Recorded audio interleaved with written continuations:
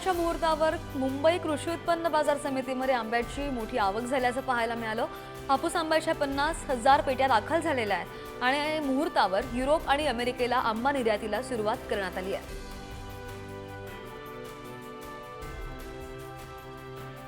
नांदेडमधील कृषी उत्पन्न बाजार समितीमध्ये हळदीला यंदाचा उच्चांकी भाव मिळाल्याचं दिसलं। आज 14,700 रुपये प्रति क्विंटलनं हळद विकली गेली आहे आणि गेल्या वर्षी हळदीला 16 ते 17,000 रुपये भाव होता।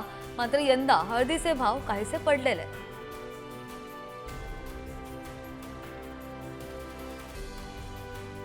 पुण्यामधील चाकण बाजारामध्ये कांद्याच्या भावामध्ये 10 ते 15 रुपये किलोपर्यंत घट झाली आहे आणि यामुळे शेतकऱ्यांमध्ये अस्वस्थता आहे। शेतकऱ्यांनी लागवड करून मोठ्या आशेने कांद्याची विक्री करण्याची तयारी केलेली होती, परंतु बाजारामध्ये कांद्याची आवक वाढली आणि त्यामुळे मागणी सुद्धा कमी झाली आहे, भाव घटलेले आहेत।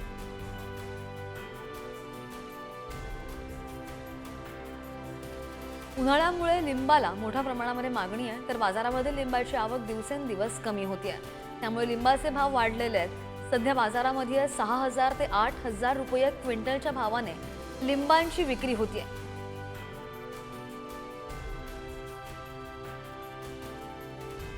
नंदुरबार जिल्ह्यामध्ये पशुधन कमी झाल्याचा शेतकऱ्यांचा कल शेळी पालनाकडे असल्याचे दिसून येते, समोर येत आहे। पशुगणना करण्यात नाशिक विभागामध्ये नंदुरबार जिल्हा अव्वल ठरला आहे।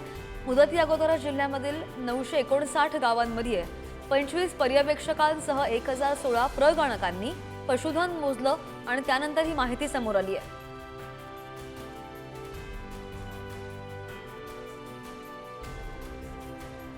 नांदेडमध्ये वाढत्या तापमानाचा फटका पपईच्या बागेला बसतो आणि त्यामुळे पपईची पानं पिवळी पडलेली असून त्यांची वाढ सुद्धा खुंटली असल्याची माहिती शेतकऱ्यांनी दिली आहे आणि यासोबतच इतरही पिकांनी तापमान वाढीचा त्यांना झळ बसत असताना शेतकरी चिंतेमध्ये सापडला आहे।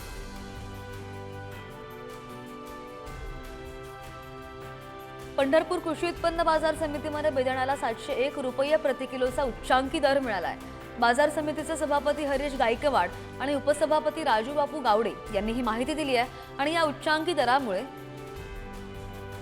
बेदाणा सुद्धा त्याची आवक वाढल्याचं पाहायला मिळत आहे।